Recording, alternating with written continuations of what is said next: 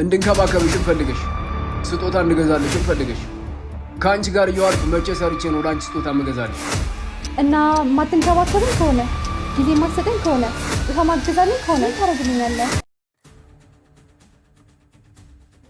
ሰን ጊዜ እየሰጠኸኝ አይደለም። ጊዜ እንድትሰጠኝ እንድትከባከብኝ እፈልጋለሁ።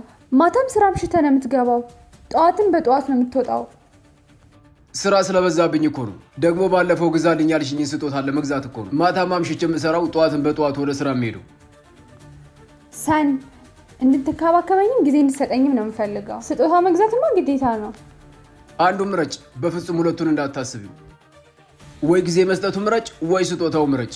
ሰን ሁለቱንም ነው የምፈልገው። ሁለቱን ከፈለግሽ ደግሞ እኔን ታጭኛለሽ። ምክንያቱም እኔ አንዱን ነው እንጂ ሁለቱም መሆን ስለማልችል። ለምን አትወደኝም?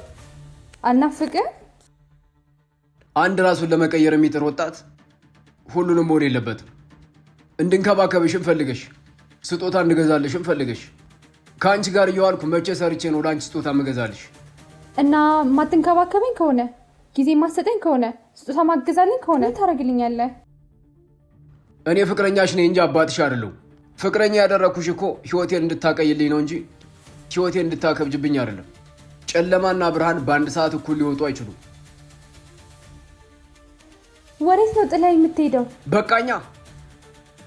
እኔ ደግሞ አልበቃኝማ። እኔን ከበቃኝ ያንቺ አለመብቃት ጉዳይ አይደለም። እሺ የኔ ፍቅር ይቅርታ፣ ስራ በዛውባ።